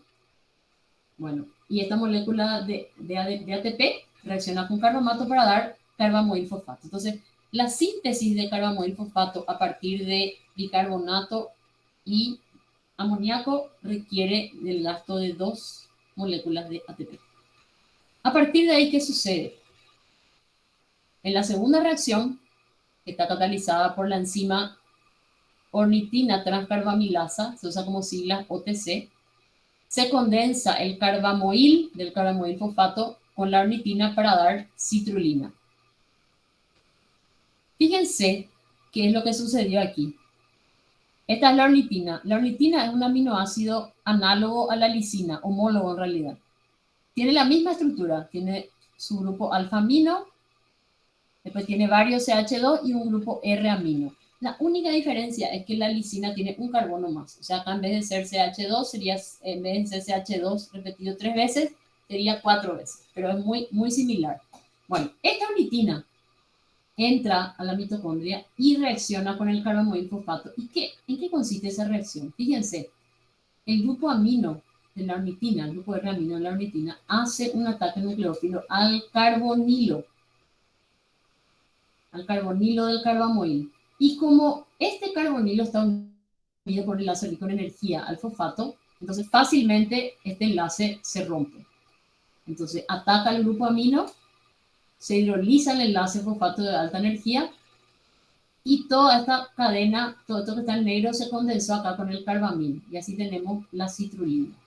Entonces fíjense que esta parte de arriba de la citrulina es el carbamoil y esta parte de abajo es nada más y nada menos que la ornitina. Entonces la citrulina se forma por condensación entre carbamoil fosfato y ornitina mediada por la ornitina transcarbamilasa. A continuación, la ornitina sale al citosol, pero la citrulina sale al citosol y se condensa con aspartato para dar una molécula grande que es el arginino succinato. Fíjense que acá nuevamente se repite esta misma reacción. El grupo alfa-amino del aspartato hace un ataque nucleófilo al carbonilo. Esta es una reacción que tienen que entender y conocer, porque hay muchísimas, pero muchísimas reacciones en el metabolismo, sobre todo en biosíntesis. Vamos a ver, por ejemplo, la biosíntesis de nucleótidos, se repite mucho esta reacción. Un ataque nucleófilo de un grupo amino a un carbonilo, porque el carbono carbonílico es electrófilo y los aminos son nucleófilos. Entonces, un ataque nucleofílico. Y se forma este enlace, un enlace carbono-nitrógeno dentro de un intermediario de gran tamaño que es el arginino succinato. ¿Qué es lo que se logró aquí? Incorporar el segundo grupo amino de la molécula de urea. ¿Y qué es lo que queremos del aspartato? En realidad, solo su grupo amino, pero se incorpora la molécula completa. Entonces, bueno, esta reacción está catalizada por el arginino succinato sintasa e implica la hidrólisis de dos enlaces ricos en energía del ATP. En la reacción siguiente, el arginino succinato se rompe aquí. Fíjense que este es el enlace que se formó por el ataque nucleófilo. Ahora se rompe el del otro lado. Se rompe este enlace, entonces queda en la estructura original, queda el grupo amino del aspartato. Y se va el resto, la cadena carbonada. Y sale en forma de fumarato. ¿Por qué fumarato? Y porque al perder este grupo amino y un hidrógeno acá al lado, se forma un doble enlace. Y esto es fumarato. Al escindirse el arginino succinato, entonces se forma fumarato y lo que queda es nada más y nada menos que el aminoácido arginina. Si cortamos acá, fíjense que se generó el grupo guanidinio del arginino. Y aquí ya tenemos, fíjense, ya tenemos en la estructura de la arginina, ya tenemos el carbono de la molécula de urea y ya tenemos los dos grupos aminos. Recuerden que uno vino del glutamato y el otro del aspartato. Y finalmente, en la última reacción, bueno, esta reacción fue catalizada por la arginino succinato liasa. Y en la última reacción, que es catalizada por la arginasa, se produce la hidrólisis del grupo imino. Acá se repite otra vez eso que dijimos. Una molécula de agua ataca al carbono del imino, lo hidroliza y se forma la urea. ¿Sí? O sea, acá se rompe, ¿verdad? Este carbono ahora va a quedar unido a oxígeno en forma de grupo carbonilo. Se cortó acá y lo que queda, esta estructura en negro, fíjense que es nuevamente la ornitina. Es la misma estructura. Entonces, la escisión de arginina da ornitina más urea y se regenera entonces el intermediario ornitina, que ahora va a entrar otra vez a la matriz mitocondrial a través de un transportador especial, ornitina translocasa, para condensarse con una nueva molécula de carbamoil fosfato e iniciar todo de vuelta. Entonces, en cada ciclo, en cada vuelta, ¿qué es lo que sucede? ¿Qué es lo que se gasta o se consume? Se gasta o se consume un bicarbonato, un amoníaco, 2 más 1, 3 ATP y un aspartato. ¿Qué es lo que se produce? ¿Qué es lo que se genera como producto? Una molécula de urea, una molécula de fumarato, 2 ADP y un AMP y 3 grupos fosfato. ¿Qué es la estequiometría del ciclo de la urea que vimos antes? Bueno, aquí están las reacciones particulares que no vamos, ya hablamos bastante detenidamente de esto. Entonces aquí está la reacción de condensación, ornitina más carbamoil fosfato para dar citrulina. ¿Quién recuerda dónde ocurría esta reacción? En las ¿Mitocondria o citosol? mitocondrias. En la mitocondria, muy bien. Se forma citrulina en la mitocondria que sale hacia el citosol. Esta citrulina reacciona con aspartato para dar argininosuccinato. Aquí se ve que ocurre en realidad en dos etapas. En una primera, la citrulina se activa por unión a un grupo fosfato, dando citrulil AMP. Y posteriormente este citrulil AMP es atacado por aspartato, como les dije, un ataque nucleófilo, para dar argininosuccinato. Esta enzima es la argininosuccinato sintasa. A continuación, el argininosuccinato se escinde por acción del argininosuccinato liasa, dando arginina más fumarato. Y finalmente, en la última reacción, la arginina es escindida por la arginasa, presente exclusivamente en el hígado, para dar ornitina y la molécula de urea. El ciclo de la urea está interconectado con el ciclo de Krebs mediante un intermediario común que es el fumarato. En realidad, para el ciclo de la urea, el fumarato es un producto, un subproducto. Aquí se ve, bueno, aquí están todas las reacciones que ya revisamos, ¿verdad? Ornitina más carbamoil fosfato para dar citrulina. Esto en la mitocondria. La citrulina dijimos que sale al citosol y ahí se condensa con el aspartato para dar argininosuccinato. A su vez, el argininosuccinato se escinde dando arginina y fumarato. Y finalmente la arginina por hidrólisis da urea y restituye la ornitina. Entonces, esto es el ciclo de la urea del cual ya habíamos hablado. En la matriz mitocondrial vemos las reacciones del ciclo de Krebs y vemos también que hay varios puntos de interconexión entre el ciclo de la urea y el ciclo de Krebs. Particularmente es importante mencionar al fumarato. El fumarato en realidad es el producto colateral de la enzima argininosuccinato liasa. Este fumarato que salió del ciclo de la urea puede incorporarse al ciclo de Krebs e incluso puede retornar, este esqueleto carbonado puede retornar al ciclo de la urea y vamos a ver de qué manera. El fumarato, que se formó en el citosol por el ciclo de la urea, puede ingresar a la matriz mitocondrial con transportador y el fumarato es un intermediario del ciclo de Krebs. Por eso el ciclo de la urea puede alimentar el ciclo de Krebs. El fumarato, por acción de la fumarasa, en una reacción de hidratación, se sintetiza malato. Luego el malato por oxidación da oxalacetato. Y este oxalacetato finalmente, por transaminación, con transaminación con glutamato, puede generar aspartato. Y este aspartato utilizarse nuevamente como sustrato para el ciclo de la urea. Entonces, este esquema nos muestra cómo por un lado, ciclo de la urea y ciclo de Krebs están interconectados, pero también nos muestra cómo a partir de algunas reacciones del ciclo de Krebs, las dos en realidad, ¿verdad? Hidratación de fumarato y oxidación del malato, se puede, sumándole una reacción de transaminación, regenerar el aspartato que vuelve al ciclo de la urea. Entonces podemos concluir que el ciclo de la urea se relaciona con el ciclo de Krebs, sobre todo a partir del fumarato. El fumarato, ¿cómo puede retornar? ¿Qué puede pasar con el fumarato del ciclo de la urea? Por hidratación da malato, la enzima fumarasa, y este malato por oxidación da oxalacetato. Este oxalacetato, decíamos que puede salir del ciclo, transaminarse y formar nuevamente aspartato que puede retornar al ciclo de la urea. O bien, el oxalacetato, recordarán ustedes que es una encrucijada. El oxalacetato también se puede utilizar como intermediario para la gluconeogénesis. ¿Cómo se regula el ciclo de la urea? Hay un mecanismo de regulación gruesa que es también a más largo plazo, ¿verdad? Y este mecanismo de regulación gruesa afecta a la carbamoilfosfato sintetasa 1. En situaciones de alta ingesta de proteínas y también en el ayuno, cuando hay una gran movilización de aminoácidos, esto aumenta la expresión de las enzimas del ciclo, principalmente la carbamoilfosfato sintetasa 1. Por su parte, hay un mecanismo de regulación fina, que en realidad es un mecanismo que opera directamente sobre la enzima, que es el mecanismo de regulación alostérica. El regulador alostérico principal de la carbamoil sintetasa 1 es el N-acetilglutamato. Este N-acetilglutamato es sintetizado por una enzima que se llama N-acetilglutamato sintasa, que a su vez es activada alostéricamente por arginina. Entonces, aquí en esta imagen podemos visualizar el mecanismo de regulación fina del ciclo de la urea.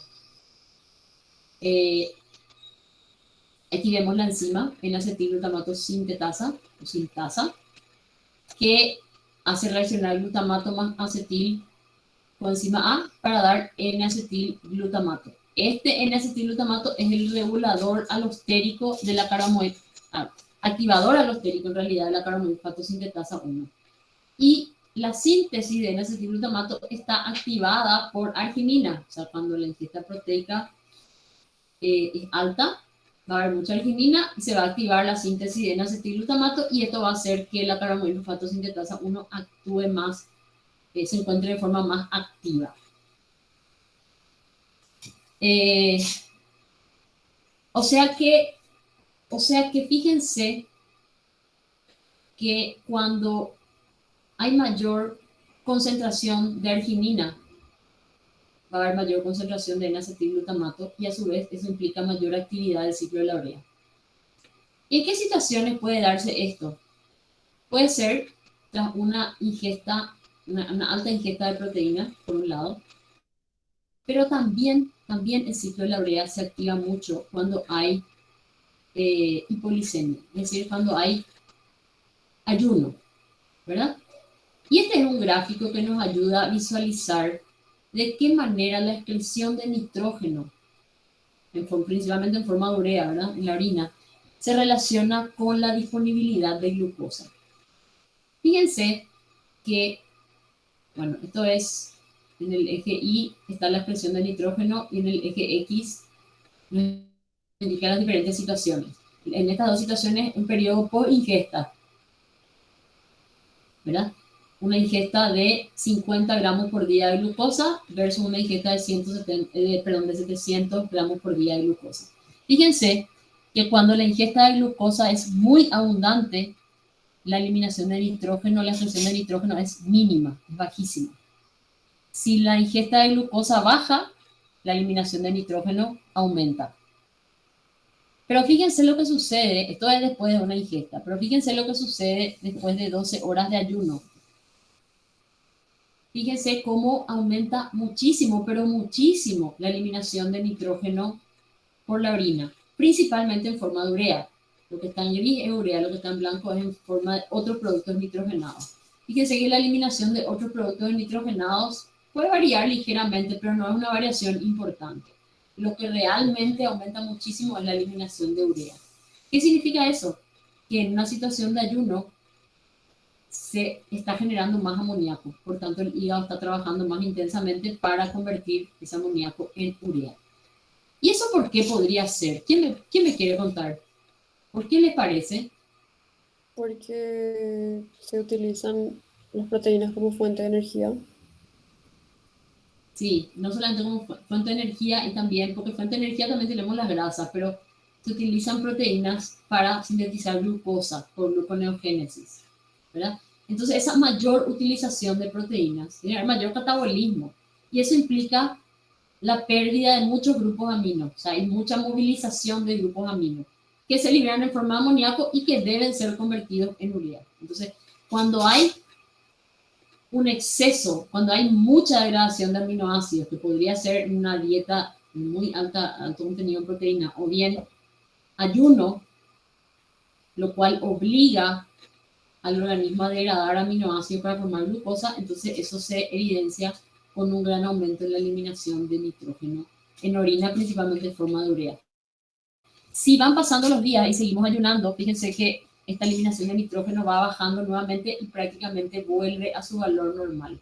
Eso se explica porque, como recordarán ustedes, al principio se hace mucha gluconeogénesis para generar toda la glucosa necesaria, principalmente para el cerebro. Pero con el transcurso de los días, aumenta la utilización de cuerpos cetónicos como fuente de energía y por tanto se va ahorrando aminoácidos, es decir, se reduce la utilización de aminoácidos para sintetizar glucosa. Y para terminar con esta parte, porque después el profesor Ferro tiene unas diapositivas adicionales, hay unas vías alternativas para eliminar nitrógeno que no implican la formación de urea. Es decir, cuando una persona tiene una falla en la formación de urea que cursa con una hiperamonemia, como la hiperamonemia es muy grave, debe buscarse una alternativa para eliminar el nitrógeno. Y esto es administrándole al paciente ciertas sustancias que tienen capacidad de condensarse con algún compuesto nitrogenado y sacar de esa forma el nitrógeno del organismo. Se conocen dos de estas sustancias. Una de ellas es el benzoato, que se utiliza también como conservante en alimentos procesados.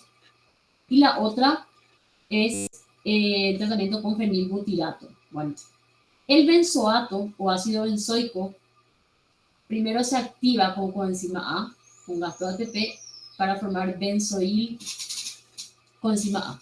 Posteriormente, este benzoato activado como benzoil-CoA se condensa con glicina para dar hipurato o ácido hipúrico. Entonces, el ácido hipúrico es producto de la condensación entre benzoato y glicina.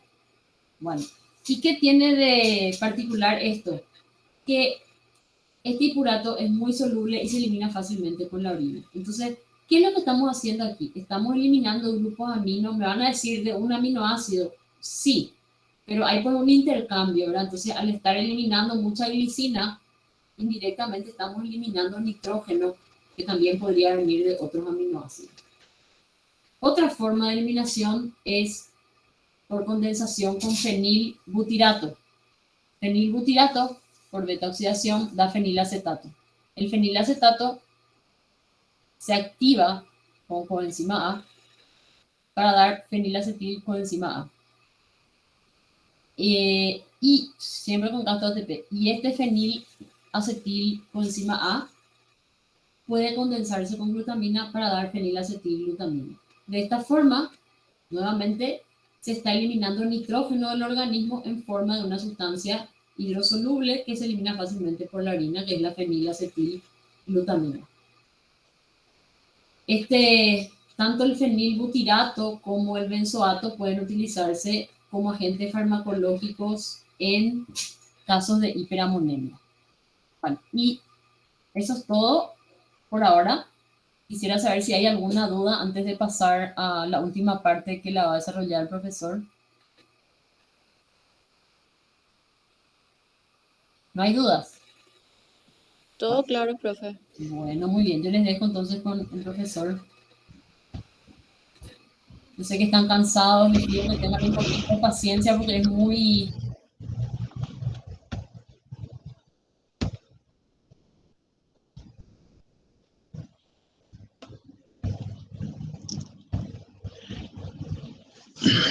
Hola nuevamente. ¿Me pueden escuchar? Sí, profe. Ok. Lo que yo les quiero compartir es algo breve, ¿verdad? Pero tiene mucho que ver con la relación que tiene el metabolismo de aminoácidos, no con la síntesis de proteínas, sino con otras funciones importantes que interconectan órganos. Y esto está relacionado con lo que llamamos la circulación de aminoácidos. Los aminoácidos circulan en sangre, pero no circulan todos de la misma manera ni todos en la misma cantidad. Por eso decimos que la circulación no es homogénea y va a tener gran variación dependiendo de nuestro estado. Si es un estado de ingesta, es decir, después de comer, o un estado de ayuno.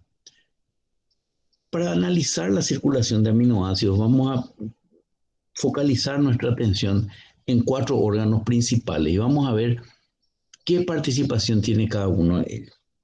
Empezamos con los intestinos por la absorción de aminoácidos procedentes de la proteína de la dieta.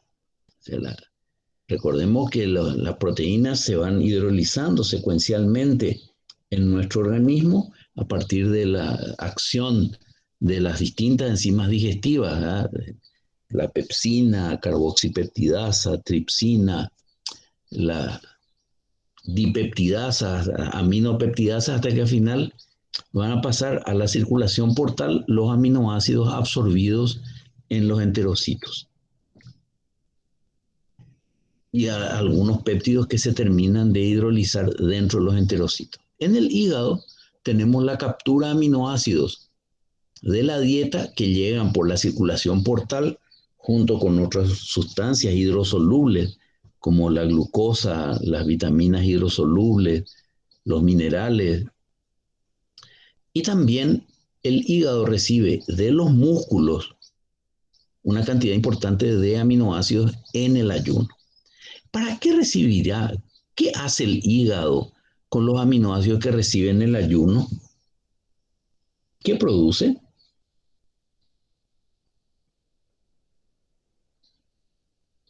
¿Alguien me puede decir qué produce el hígado?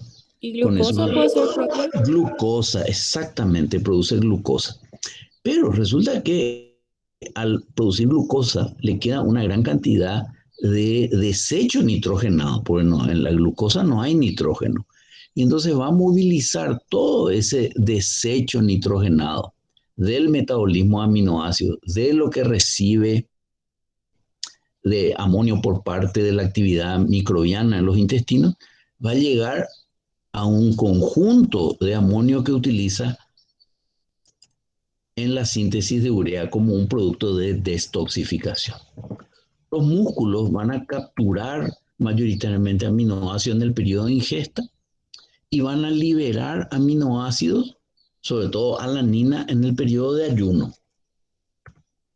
Y finalmente los riñones, que reciben una gran cantidad de glutamina para eliminar amonio y reciben por vía sanguínea urea procedente del hígado. Les recuerdo que el hígado es el único órgano que produce urea. En cuanto a la circulación, decíamos que la circulación no es homogénea, es decir, que no, los distintos órganos van a producir cantidades diferentes de aminoácidos y no va a haber una circulación que sea, por decirlo de alguna manera, estándar, sino vamos a tener 2 aminoácidos que circulan en gran cantidad, en mucho mayor cantidad que los demás, que son alanina, procedente del músculo y dirigida hacia el hígado, con una concentración que varía de 600 a 800 micromoles por litro, o 600 a 800 micromolar. Y el segundo aminoácido que circula también de cantidad mayoritaria es glutamina. Desde el músculo, desde el encéfalo, es decir, el sistema nervioso central, hacia el hígado y hacia los riñones, con una concentración entre 230 y 360 micromolar. Le siguen en menor proporción valina y glicina, ¿verdad? En torno a 200, 250 micromolar. Pero, insisto, alanina procedente del músculo en dirección al hígado y glutamina procedente de músculo y otros órganos en dirección al hígado y a los riñones son los aminoácidos que circulan en mayor cantidad. Los de menor circulación son aspartato, metionina, glutamato, triptófano, fenilalanina. Aquí fenilalanina está resaltado porque cuando la concentración de fenilalanina es superior a estos valores, es decir, estamos hablando de valores que duplican o triplican. Estamos hablando de valores de 100 a 200 y más de 200 micromolar. Estamos ante una situación que conocemos con el nombre de fenilcetonuria, una enfermedad de tipo congénito. Vamos a focalizarnos ahora en estos compartimentos. Músculo esquelético y otros tejidos. Aquí no estarán representados solamente el músculo esquelético, sino varios otros tejidos, sobre todo con lo que respecta a la producción de glutamina. El hígado en este cuadrante inferior izquierdo y los riñones en el cuadrante inferior derecho. Entonces, ¿qué nos está pasando? ¿Qué vamos a representar aquí? Vamos a representar ese movimiento de aminoácidos, esa circulación muy activa de aminoácidos que se da entre los distintos órganos. Recordemos que el músculo esquelético, la musculatura, constituye un almacén dinámico de aminoácidos, porque tiene muchas proteínas. A su vez, los músculos utilizan glucosa a través de la glicólisis para producir ATP rápidamente. Esa producción determina que se generen cantidades importantes de piruvato. Pero el piruvato es un ácido bastante fuerte. Y los músculos, sobre todo los músculos de contracción rápida, no tienen capacidad para oxidar piruvato, como si lo tiene el hígado, el cerebro o los músculos de contracción lenta. Y por tanto, el piruvato va a ser movilizado por transaminación. Recordarán que hay 3 cetoácidos importantes que son aceptores de grupos amino en la transaminación: alfa-cetoglutarato, el oxaloacetato y el piruvato. Y piruvato es particularmente un cetoácido aceptor de grupos amino muy importante en los músculos. De aminoácidos diversos, como pueden ser glutamato o aminoácidos de cadena ramificada, piruvato se convierte en alanina. Y alanina, que no es un compuesto ácido, sino neutro, circula por vía sanguínea hasta el hígado. En el hígado, el principal destino de alanina va a ser volver a transaminarse, pero en este caso lo que va a hacer es ceder un grupo amino al alfa-cetoglutarato para producir glutamato, y a su vez alanina se convertirá en piruvato. Piruvato participará como fuente de carbono en la gluconeogénesis, produciendo glucosa que sale a la circulación y por circulación sanguínea llega a otros tejidos, incluyendo el músculo, a través de lo que se llama el ciclo glucosa-alanina, y también al encéfalo, sistema nervioso central, a los eritrocitos de la sangre, etc. Pero también va a haber una remoción importante de proteínas, por ejemplo, en el ayuno, no solo para mantener la glicemia, también para producir energía. Y en esa producción de energía, los aminoácidos por transaminación tendrán que dar cetoácidos, como alfa-cetoglutarato u oxalacetato, que son intermedios ¿de qué vía metabólica? ¿Podrían recordarme? Del ciclo de Krebs. Exacto. ¿Y cuál es la función más importante del ciclo de Krebs? Producir energía. Exacto. Entonces, aquí vemos cómo los aminoácidos contenidos en la proteína se relacionan con la producción de energía. Sin embargo, en este proceso de convertir aminoácidos en intermedios del ciclo de Krebs, va a haber que remover de los aminoácidos el nitrógeno. Ya les explicó la profesora Bierzi que el principal uno de los principales aceptores de ese grupo amino es alfa-cetoglutarato, que se convierte en glutamato. Y por desaminación oxidativa libera amonio. ¿Qué característica tiene amonio? Es una molécula que se puede almacenar, es una molécula que puede circular libremente en sangre sin producir trastornos. ¿Es así? No, No. ¿Qué característica tiene? es tóxico para el Es organismo. tóxica. A ver, no, es tóxica para la Ah. mayoría de los tejidos, especialmente para el sistema nervioso. Pero la acumulación de amonio es dañina para muchos tejidos. El único tejido que soporta, bueno, los únicos que soportan cantidades importantes de amonio son los hepatocitos en el hígado y la médula renal en los riñones.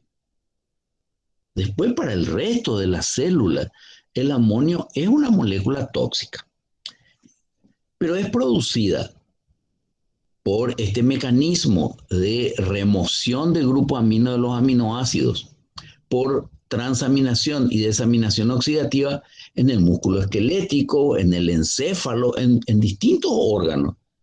Y una manera de hacer llegar, una manera segura, es decir, de menor riesgo para hacer llegar este grupo amino que está en forma de amonio al hígado y a los riñones es en forma de glutamina.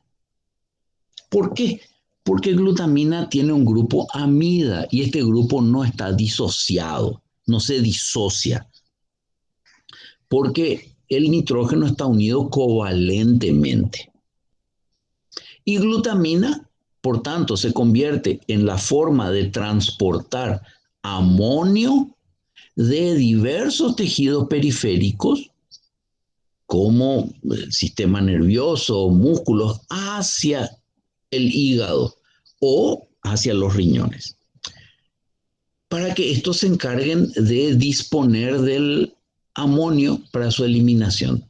También tengo que recordarles una cosa. El aminoácido glutamina es muy importante en células que tienen rápida reproducción porque participa muy activamente en la síntesis de nucleótidos.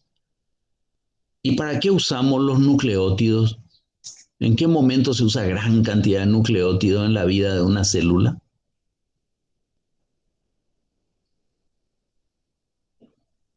Para la producción de ácidos nucleicos. Exacto, cuando la célula se divide, porque hay que multiplicar, hay que duplicar la cantidad de ácidos nucleicos.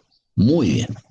Pero ahora vamos a dejar ese rol sintético por un lado y vamos a concentrarnos en la detoxificación. Glutamina, llegado al hígado por la acción de la enzima glutaminasa, va a liberar amonio y este amonio ya forma parte de las fuentes de nitrógeno para la síntesis de urea. Además de amonio, la glutamina da por glutaminasa glutamato y glutamato por la glutamato deshidrogenasa da más amonio todavía, que van a entrar a participar de la síntesis de urea. La urea pasa a la sangre y por vía sanguínea llega a los riñones, pero no hay problema porque la urea es una sustancia de muy baja toxicidad.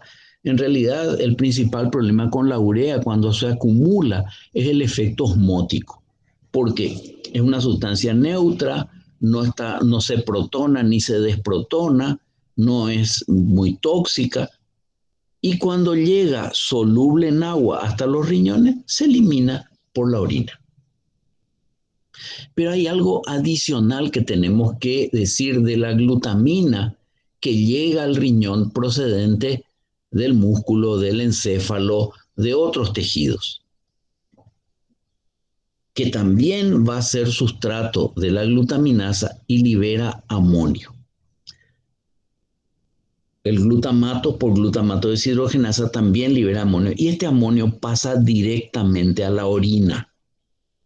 Aquí no hay problema porque esto es ya a nivel de la tubuladura renal, en las células tubulares renales que conectan con el exterior. O sea, este amonio no vuelve a la circulación sanguínea, sino que ya sale a la orina. ¿Y por qué es importante esta producción de amonio en los riñones, en la médula renal, en la porción tubular renal? Por 3 motivos. Primero, como es un compuesto nitrogenado, sirve para eliminar excedente de nitrógeno procedente de los aminoácidos. El amonio, ¿es una base o es un ácido conjugado? Un Ácido ácido conjugado. conjugado. Por lo tanto, también es una forma de eliminar exceso de protones. O sea, segundo rol que cumple la eliminación de amonio a nivel renal. Y tercero, ¿es un catión, un anión o una especie neutra del amonio? Un catión. Un catión. Y por lo tanto, se elimina amonio, catión, y permite la reabsorción de otros cationes importantes, como son sodio y potasio.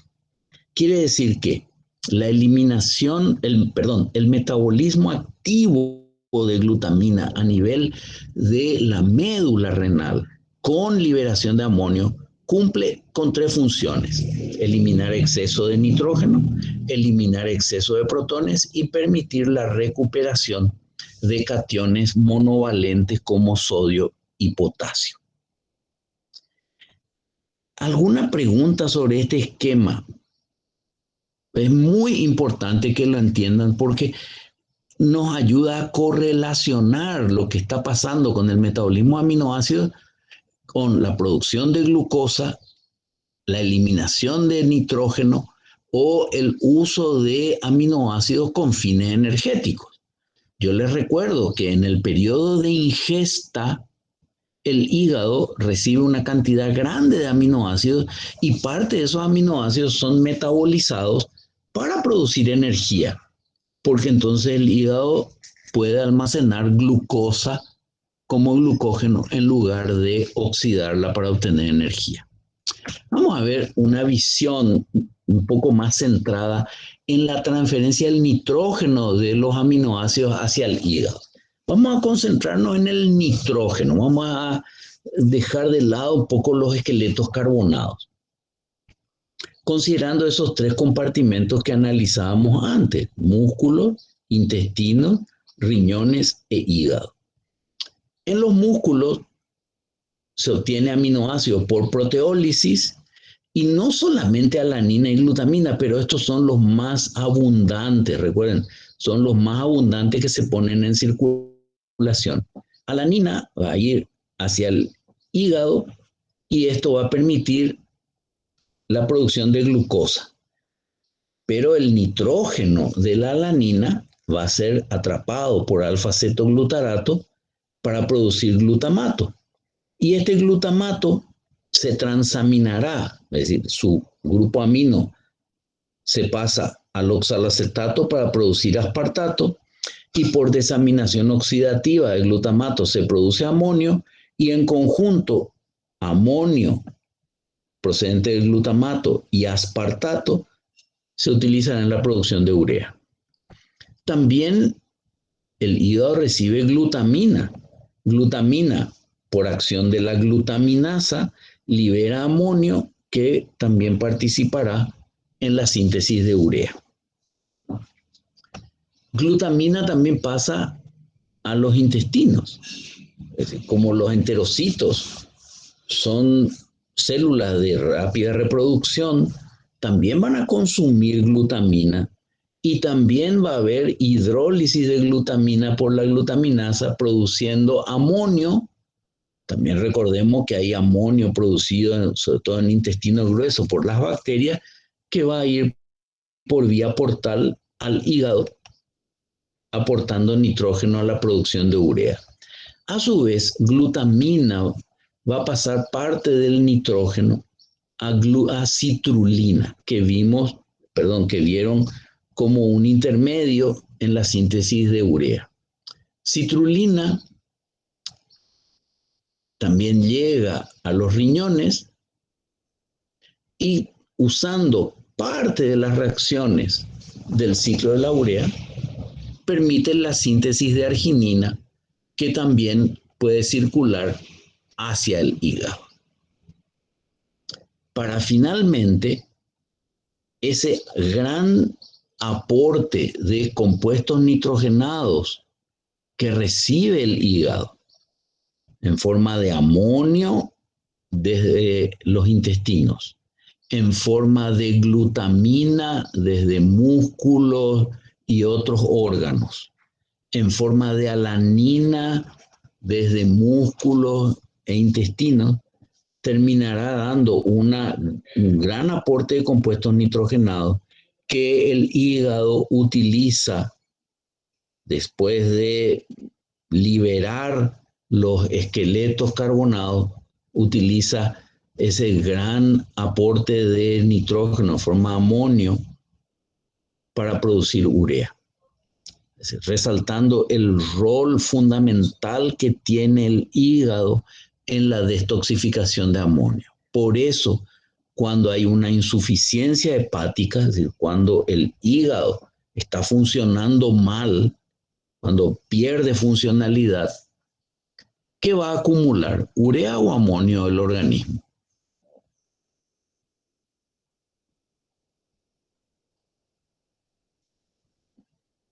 A ver, para despedirnos, si el hígado funciona mal, en el organismo, ¿qué se va a acumular? ¿Urea o amonio?